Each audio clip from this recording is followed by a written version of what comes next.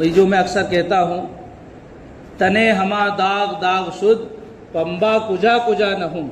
ये फारसी का शेर है। मतलब ये है कि पूरा जिस्म तो जख्मों से चूर है, मरहम कहाँ कहाँ लगाएं। हम अब नहीं जागे तो ये बात अच्छी तरह समझ लो, बाद में जागने का मौका नहीं मिलेगा। अगर अब नहीं जागे तो बाद में जागने का मौका नहीं मिलेगा। हम सोते रहेंगे और नींद के अंदर ही हमें खत्म कर दिया जाएगा। बिस्मिल्लाहिर्रहमानिर्रहीम।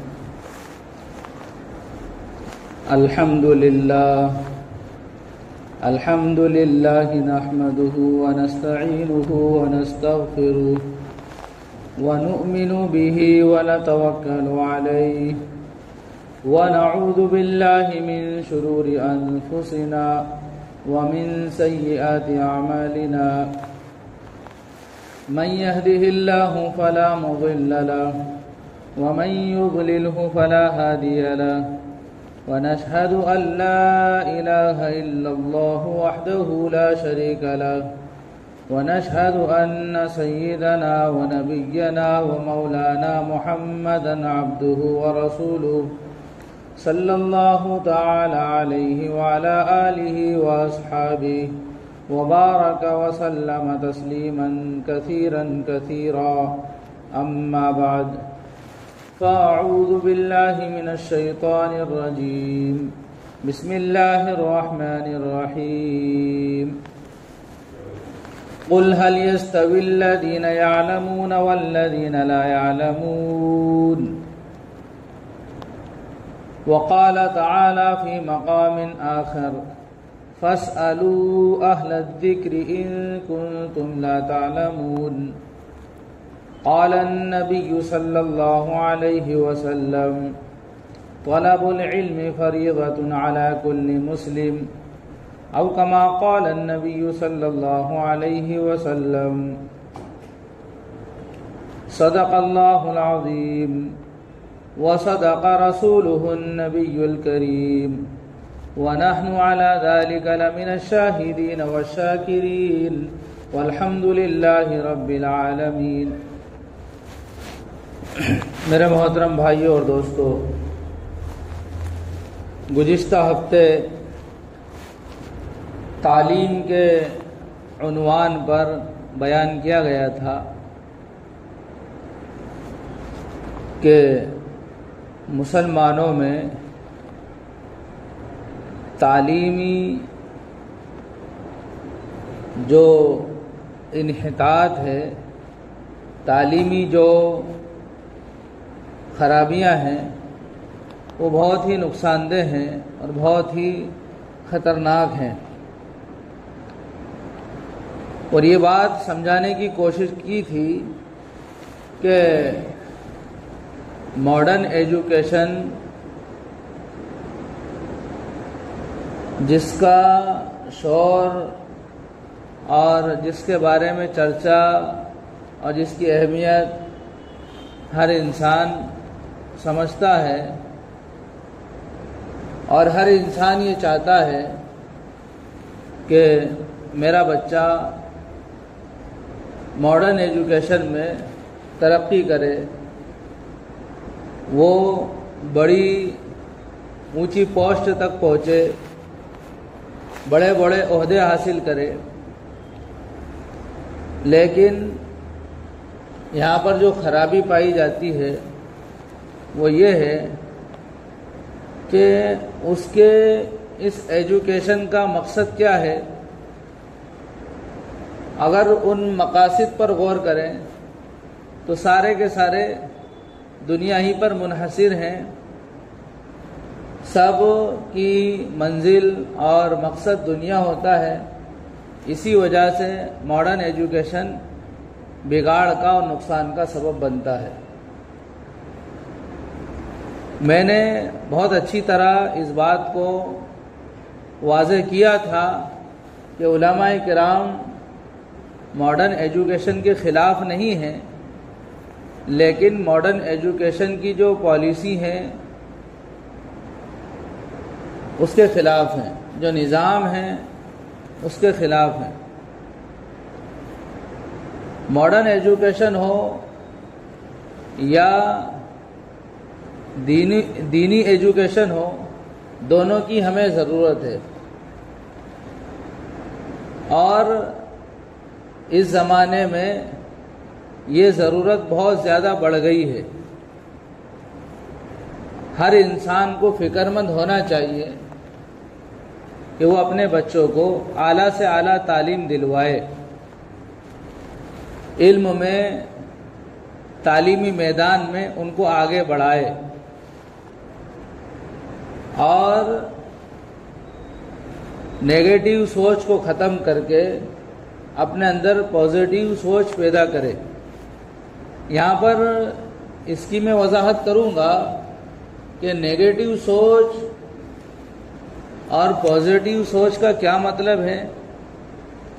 आम तौर पे अगर मुसलमान ये बात करते हैं, और मुसलमानों में ख़ास तौर से दीनदार मुसलमान या उलमाए किराम बात करते हैं तालीम के ताल्लुक़ से, तो सुनने वाला पहले ही एक ज़हन बना लेता है और ये इल्ज़ाम आयद करता है कि ये जो दीनदार मुसलमान हैं और ये जो उलमा हैं ये तो नेगेटिव सोच रखते, सही मशवरा देते हैं तालीम के ताल्लुक़ से, तालीम के बारे में, मॉडर्न एजुकेशन के बारे में, तो वो सोचते हैं कि ये नेगेटिव सोच रख रहे हैं। जैसा कि एक मिसाल आम तौर पे लोग देते हैं, जो मॉडर्न और लिबरल किस्म के लोग हैं उनसे जब बात की जाती है और ये कहा जाता है कि आप थोड़ा दीनी माहौल को एक्सेप्ट करो, मुसलमान हो, अल्लाह को मानते हो, प्यारे आका हज़रत मोहम्मद मुस्तफ़ा सल्लल्लाहु अलैहि वसल्लम पर ईमान रखते हो, आपकी उम्मत में होने का दावा करते हो, तो फिर आपकी लाइवी शरीयत पर तुम्हें अमल करना चाहिए। तो कहते हैं हम तो अमल करते हैं। उनसे कहा जाता है कि जो शरीयत हम सब के नबी लेकर आए हैं वो शरीयत किसी एक फील्ड की नहीं है, किसी एक शोबे में, एक दायरे कार में महदूद नहीं है, बल्कि हम सब के आका हज़रत मोहम्मद मुस्तफ़ा सल्लल्लाहु अलैहि वसल्लम जो शरीयत लेकर आए हैं वो शरीयत हर फील्ड में है, हर लाइन में है और हर एक के लिए है। छोटे बच्चे से लेकर बूढ़े इंसान तक के लिए, मर्द औरत सब के लिए, यहाँ तक कि जो शरीयत आप लेकर आए हैं वो शरीयत इंसानों ही के बारे में नहीं बल्कि जानवरों के बारे में, और मामूली जानवरों से लेकर बड़े बड़े जानवरों के बारे में भी आपकी तालीम और आपकी शिक्षा और आपकी हिदायत मौजूद हैं, जिन पर अमल करके हम अपनी दुनियावी ज़िंदगी का लाइफ स्टाइल भी सही कर सकते हैं और साथ में हम दोनों एतबार से, दुनिया और आखिरत दोनों एतबार से हम कामयाब भी हो सकते हैं।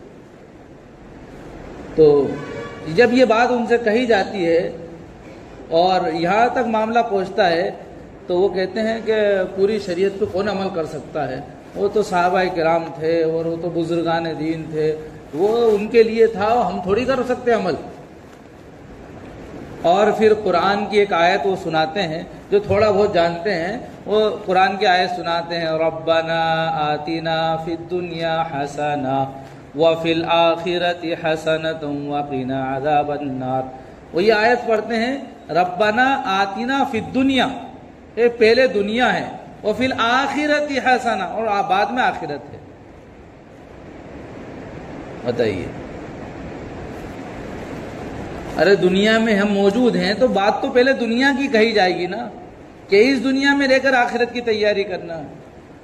लेकिन वो मतलब क्या निकालते हैं कि पहले दुनिया है और दुनिया पर मेहनत है, उसके बाद आखिरत है। ये बहुत ही कुरान और अहादीस के खिलाफ है। जो इंसान इस तरह की सोच रखता है कि पहले दुनिया और आखिरत, उसका ईमान का खतरा है। और बाज़ लोग यूँ कहते हैं कि कुरान में अल्लाह ताला ने ये जो आयत है इसमें फरमाया कि दीन और दुनिया दोनों बराबर, दीन और दुनिया दोनों बराबर की हों, दोनों पर बराबर मेहनत करो।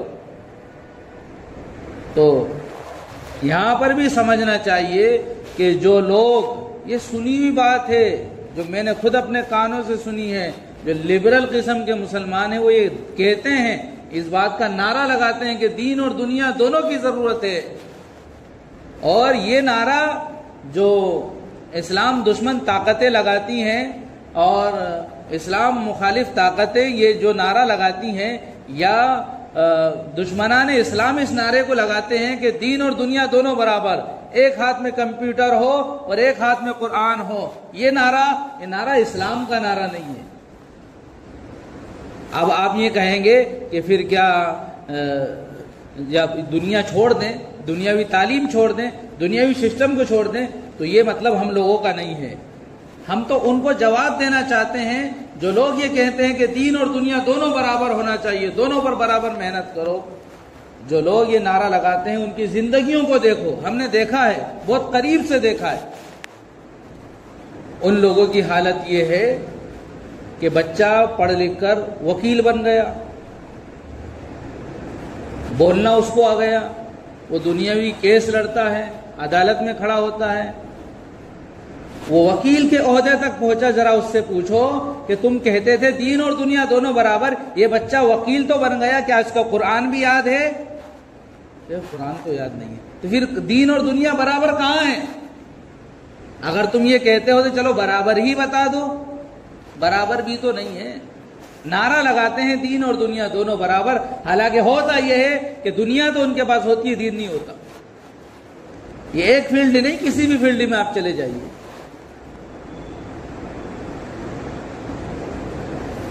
कोई इंसान वकील बन गया, कोई डॉक्टर बन गया, कोई आईपीएस बन गया, कोई आर्मी में चला गया, कोई किसी ओहदे पर चला गया। बहुत कम ऐसे लोग होते हैं कि जिनके पास दुनियावी एजुकेशन होने के बाद, मॉडर्न एजुकेशन होने के बाद दीन भी उनके पास हो, ऐसे बहुत कम अफराद हैं। और मैंने पिछले हफ्ते ये बात कही थी कि अगर ये जो मॉडर्न एजुकेशन है इसमें मेहनत की जाए और दीन को छोड़ दिया जाए तो इसका नुकसान ये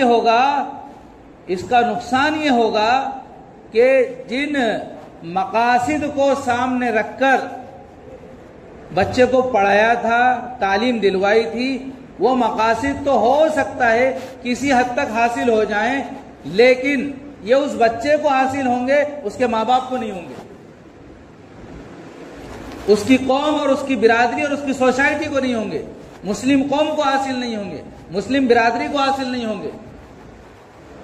और ऐसे एक नहीं कई नमूने आपको मिल जाएंगे कि बहुत मेहनत और कुर्बानियों से बाप ने बच्चे को पढ़ा लिखा कर बहुत ओहदे तक पहुंचाया था, और बाप की ये ख्वाहिश थी, ये तमन्ना थी कि मेरा बच्चा बड़ा इंसान बनेगा, खूब पैसे कमाएगा और हम ऐश की जिंदगी गुजारेंगे। वो बच्चा पढ़ लिख कर बड़ा बना और ऐश की जिंदगी भी गुजार रहा है, लेकिन माँ बाप उस बच्चे की मोहब्बत को तरस रहे हैं, पोता पोती को हाथ में खिलाने के लिए तरस रहे हैं। ऐसे एक नहीं कई वाकयात हैं, रोजाना आए दिन अखबार में छपा रहता है, न्यूज़पेपर ये में लिखा रहता है, और न्यूज़ चैनलों पर ये इस तरह की खबरें आती हैं, कहीं पे कुछ हो गया, कहीं पे कुछ हो गया, किसी ने किसी को धोखा दे दिया, माँ बाप को बच्चों ने जो है छोड़ दिया। ऐसे बहुत वाकयात हैं। तो जिन मकासिद को सामने रखकर बच्चे को पढ़ाया था और मकासिद का फायदा कुछ ना कुछ बच्चे को तो हुआ, लेकिन माँ बाप को नहीं हुआ। जब दुनिया में ये बच्चा माँ बाप के काम नहीं आया तो जरा सोचो क्या ये आखिरत में काम आएगा? जिस बच्चे ने अपने माँ बाप को जिंदगी में सहारा नहीं दिया, वो क्या मरने के बाद माँ बाप की कब्र पर हाजिर होगा? माँ बाप के लिए कुरान पढ़ेगा? क्या माँ बाप के लिए फातिहा पढ़ेगा? कुछ नहीं करेगा। वो थोड़े दिनों तक जो एक रस्म है, थोड़े दिनों तक वो तीजा चेहलुम बरसी तक तो ठीक है, उसके बाद भूल जाएगा। और ये जो करेगा ना, ये भी वो इसलिए नहीं करेगा कि मेरे बाप की बड़ी कुर्बानियां हैं, मेरी माँ की बड़ी कुर्बानी है, इसलिए नहीं करेगा, बल्कि इसलिए करेगा कि लोग क्या कहेंगे, लोग क्या कहेंगे, मुआशरा क्या कहेगा, इसलिए करेगा। और अगर ऐसे नहीं तो इसलिए करेगा कि देखो साहब मैंने कितना खर्चा करा, मैंने कितना रुपया खर्च करा, कितने गरीबों को खिलाया, कितने कुरान पढ़वाए, इसलिए करेगा, लेकिन ये दोनों चीजें उनके माँ बाप को कोई फायदा नहीं पहुंचाएंगी और ना उस शख्स को, उस औलाद को कोई फायदा पहुंचाएंगी। इसलिए कि दीन में जो चीज मतलूब है, दीन में जिस चीज को तलब किया गया है, जिस चीज का मुतालबा किया गया है, वो ये है कि जो भी काम करो अल्लाह के लिए करो। माँ बाप के एहसान याद रखना है। कोई भी इंसान जिसके हमारे ऊपर एहसान थे, वो माँ बाप हो, दोस्त हो, रिश्तेदार हो, दादा हो, कोई भी हो, अगर उसके हमारे ऊपर एहसान है तो जिंदगी में भी उसके एहसान याद रखो और मरने के बाद भी याद रखो, जरूरी है ये। लेकिन उन एहसानात की वजह से दिखलावा कर कर रियाकारी और शोहरत में कोई काम करना अल्लाह को पसंद नहीं है। बल्कि ये करना चाहिए कि इंसान, वो दुनिया में था, मेरा ख्याल रखता था, अब वो चला गया है, अब मुझे उसका ख्याल रखना है, तो उसको पढ़ के पहुंचाना है, उसके लिए ईसाले सवाब करना है, उसके लिए मगफिरत की दुआएं करना है। ये अगर उसकी सोच है, फिक्र है और अल्लाह से गिड़गिड़ाकर आओजारी के साथ उसके लिए दुआएं करना है, तो फिर तो ठीक है। इसका फायदा उसको, उस दुआ करने वाले को, ईसाले सवाब करने वाले को भी होगा और जिसके लिए किया जा रहा है, जो मरहूम है, उसको भी होगा। दोनों को सवाब मिलेगा। ऐसा नहीं है कि हमने कुरान पढ़ा और कुरान पढ़कर मरहूम को बख्श दिया तो सिर्फ मरहूम को सवाब मिलेगा। मरहूम को तो मिलेगा, हमें भी मिलेगा। लेकिन मकसद क्या होना चाहिए? मकसद होना चाहिए अल्लाह, मकसद होना चाहिए अल्लाह। अगर मकसद अल्लाह हट जाता है, अल्लाह को राजी करना हट जाता है, तो फिर उसका कोई फायदा नहीं रह जाता है। तो मेरे बुजुर्गों में ये बताना चाह रहा हूं कि मॉडर्न एजुकेशन की जो आग इस वक्त पूरी दुनिया में लगी है, उसके बहुत खतरनाक अंजाम लोग भुगत रहे हैं और हम देख रहे हैं। अगर गौर करें, चल फिर कर देखें मुआशरे में, तो आपको इस बात का प्रूफ मिल जाएगा कि मॉडर्न एजुकेशन के क्या नुकसानात हैं। मुझे बयान करने की जरूरत नहीं है। अब क्या मॉडर्न एजुकेशन के नुकसानात हैं तो इसको छोड़ दे? नहीं, छोड़ना नहीं है, तरतीब बदलना है, तरतीब बदलना है। और जो नया सिलेबस तैयार हुआ है, नया कोर्स और निसाब जो स्कूलों के लिए तैयार हुआ है, कुछ स्टेट्स हैं जिनमें वो शुरू हो चुका है। उस सिलेबस के अंदर है क्या? हिंदुआना रस्मों रिवाज को कल्चर के नाम पर दाखिल कर दिया गया है। अगर बच्चा उसको पढ़ेगा तो मुसलमान नहीं रह सकता। बच्चा उस निसाब को, उस सिलेबस को पढ़ेगा तो बच्चा मुसलमान नहीं रह सकता। गैर महसूस तरीके से, हमें एहसास भी नहीं होगा। हमारे घर में पलने वाला बच्चा, हमारा अपना बच्चा गैर महसूस तरीके से इस्लाम से निकल जाए। ये मेरी बात नहीं है, इंडिया के तमाम बड़े बड़े उलमाए किराम की यही बात है। कल हम गए थे एक जगह मीटिंग में, वहाँ पे बेंगलोर के भी उलमा आए थे, चेन्नई के भी आए थे, बड़े अकाबिरीन उलमा थे, बड़े जिम्मेदार किस्म के उलमा थे और इतनी ज़्यादा उनकी खिदमत हैं कि वो इंडिया में नहीं, अदर कंट्री में दीन की खिदमत कर रहे हैं। वो बड़े ऊंचे दर्जे के, ऊंचे लेवल के उलमा आए थे। यही बात उन सब ने कही है, यही बात उन सब ने कही है। एक ने नहीं, दो ने नहीं, सबका मकसद यही था कि अगर हम अब नहीं जागे तो ये बात अच्छी तरह समझ लो, बाद में जागने का मौका नहीं मिलेगा। अगर अब नहीं जागे तो बाद में जागने का मौका नहीं मिलेगा। हम सोते रहेंगे और नींद के अंदर ही हमें खत्म कर दिया जाएगा। और इसका मकसद क्या है? इसका मकसद ये है कि हमारी नस्लों के दिलों से ईमान को खुरच खुरच कर निकालने की कोशिश हो रही है और वो अपनी कोशिशों में कामयाब हो जाएंगे। ये मतलब है इसका। अगर हम आज जाग गए, बेदार हो गए, तो हम अपने नौनिहालों की, अपने मासूम बच्चों के ईमान की, अपनी नस्लों के ईमान की हिफाजत कर सकते हैं। और ये कैसे मुमकिन है?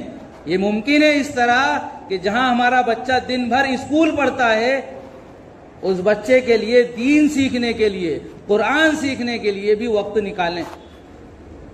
और एक बात कल ये मीटिंग में आई थी, बहुत अहम बात, कि पुराने ज़माने में जो जाहिलियत का ज़माना था, ना स्कूल सही से बने हुए थे, ना मस्जिदें सही बनी हुई थी। कच्ची मस्जिदें थी, छप्पर डला हुआ था लकड़ी की और कच्ची दीवारों की, ईंट की, वैसे ही चद्दर टीन सेट लगाकर नमाज पढ़ना है।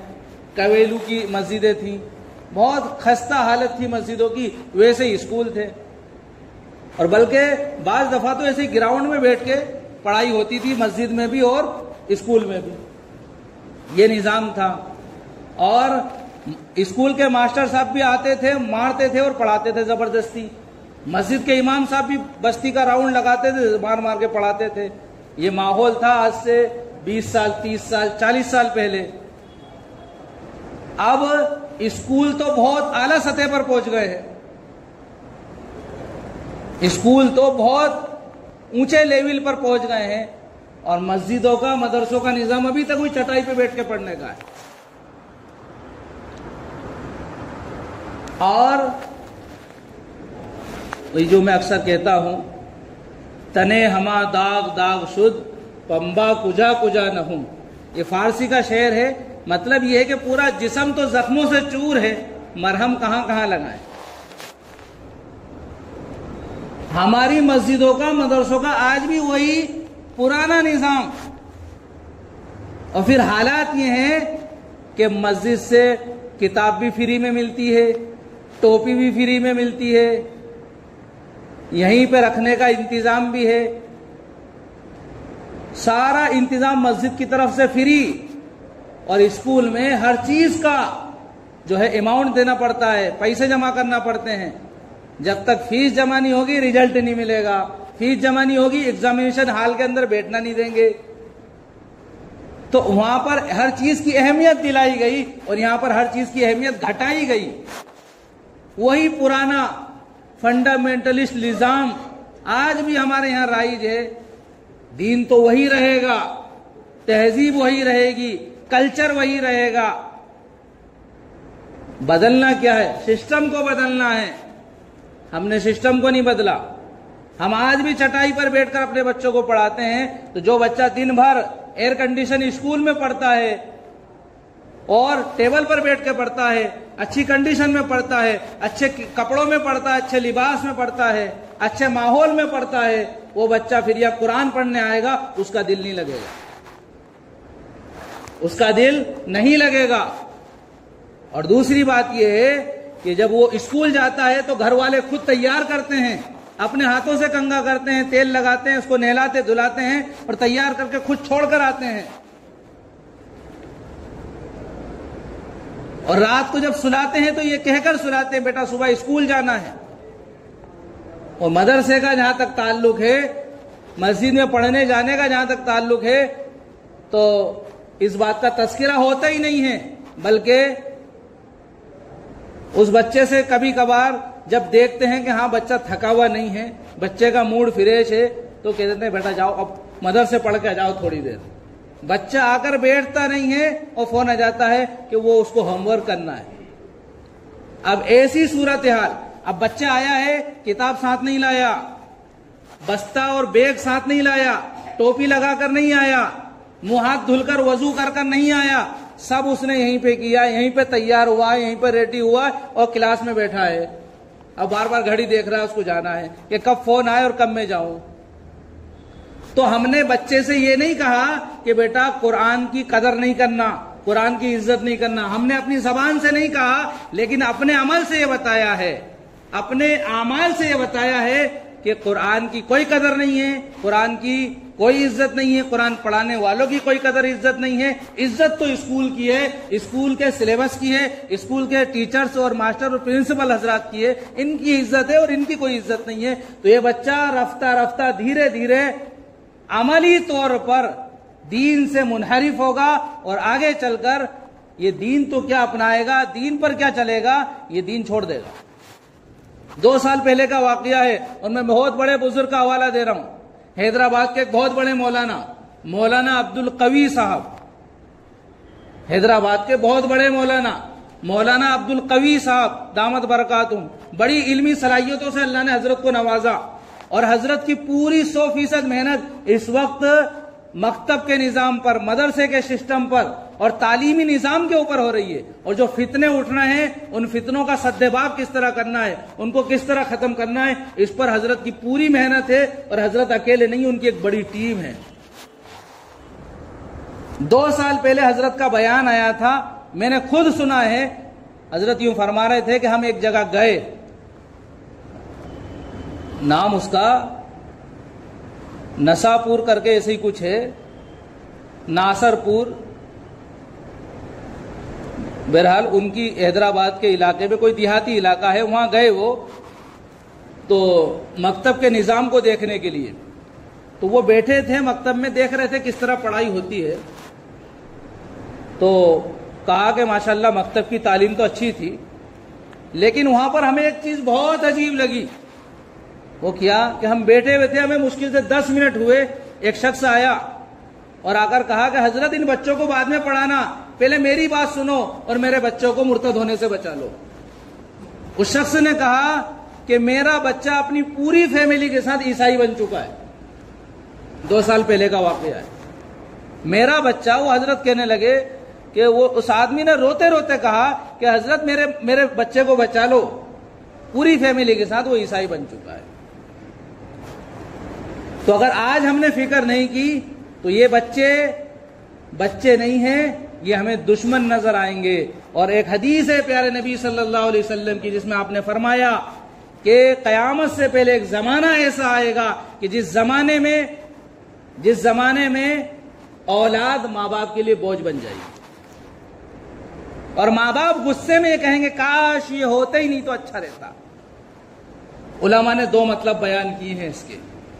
एक मतलब तो ये है जो आज बहुत अच्छी तरह समझ में आ जाएगा, जब शादी होती है तो मियाँ बीवी दोनों प्लानिंग करते हैं कि अभी बच्चे का प्लान नहीं करना है, अभी ऐश करना है, अय्याशी करना है, एंजॉय करना है, उसकी प्लानिंग करना है, कहां कहां घूमना है, बच्चा तो 5 साल बाद होना, ये प्लानिंग करते हैं। एंजॉय किस तरह करना है, अभी बच्चे की प्लानिंग नहीं होती।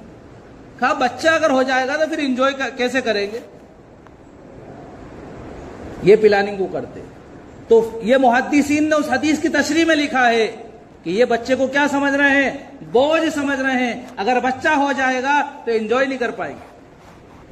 दूसरी तशरीह ये लिखी है मुहद्दिसीन ने इसी हदीस की शरह के अंदर कि बच्चों की सही तरबियत नहीं होगी, सही तालीम नहीं दी जाएगी और ये बच्चा बड़ा हो जाएगा, माँ बाप की नाफरमानियां करेगा, तो माँ बाप ये कहेंगे गुस्से में काश ये ना होता तो अच्छा रहता। तो मेरे बुजुर्गों, दोनों चीज इस मुआशरे में बहुत अच्छी तरह समझ में आ सकती हैं कि हमने दीनी तरबियत नहीं की, बच्चा बड़ा हो गया है, अब ना माँ की सुनता है ना बाप की सुनता है। बल्कि कारी अहमद अली गुजरात के एक बड़े मौलाना हैं, वो कहते हैं कि आज की औलाद माँ बाप को कहती है कचरे का डब्बा। माँ बाप को क्या कहती है, कचरे का डब्बा। और ये कल्चर कहां से आ रहा है, यूरोप से आ रहा है, मगरिबी दुनिया से कल्चर आ रहा है। और नादानिस्ता तौर पर गैर महसूस तरीके से हमारे घर में अपने बच्चे हमारे अपने दुश्मन बन रहे हैं। एक वीडियो मैंने देखी थी महीना भर पहले, उसमें एक बच्चे ने माँ को कोई धारदार चीज उठाकर, कोई मजबूत चीज उठाकर सर में मार दिया पीछे से, माँ स्पॉट पे मर गई। तो कैमरे के अंदर वो चीज कैच हो गई थी, इसलिए बहुत वायरल हुई और अब भी आपको शायद मिल जाएगी। वजह क्या थी, माँ ने मोबाइल लेकर रख दिया था और कहा था होमवर्क करो। बच्चे को गुस्सा आया, बच्चे ने माँ को जान से मार दिया। बच्चे को नहीं पता था कि मेरी माँ जान से मर जाएगी, मर गई। माँ मरी पड़ी है, बच्चा मोबाइल चला रहा, छोटा बच्चा। तो आज ये हालत है तो फिर कल क्या आलम होगा। इसलिए मेरे बुजुर्गों, हम सबको मिलकर अपनी नई नस्ल की फिक्र करना है, अपने मासूम बच्चों की फिक्र करना है। और देखो, पढ़ाई से हम बिठा नहीं सकते, तालीम की बहुत जरूरत है। पढ़ाना तो है, निगरानी में पढ़ाना है। और क्या पढ़ के आ रहे हैं उसकी खबर लेना है। अगर कोई गलत चीज सीख के आ रहे हैं उसको रिमूव करना है, तो समझाना है कि बेटा ऐसे नहीं ऐसे है। इस तरह के कुछ वाकयात अगले हफ्ते सुनाऊंगा इंशाअल्लाह, जिससे आपको पता चलेगा कि आज इस दौर में किस तरह से उस तालीम को जो मॉडर्न तालीम है, मॉडर्न एजुकेशन है, उसको इस्तेमाल करके किस तरह हमारे बच्चों को लोग मुर्तद बना रहे हैं, इस्लाम से हटा रहे हैं, इस्लाम की नफरत बिठा रहे हैं दिलों के अंदर। किस तरह से ये चीज़ फैल रही है उसको मैं एक्सप्लेन करूंगा इंशाल्लाह आइंदा हफ्ते। आपसे गुजारिश है कि आप पहले आएँ। आप अगर शुरू में आएंगे, जल्दी आएंगे, तो मुझे भी बोलने में हौसला मिलेगा, हिम्मत बढ़ेगी और मेरी बातें इंशाल्लाह इससे फ़ायदा भी होगा। दुआ करते हैं अल्लाह ताला से, अल्लाह मुझे भी, आपको, हम सबको और सब मुसलमानों को सुनने की और समझने की और अमल करने की तौफीक अता फरमाए। आमीन व आखिर दावाना अनिल हम्दुलिल्लाह।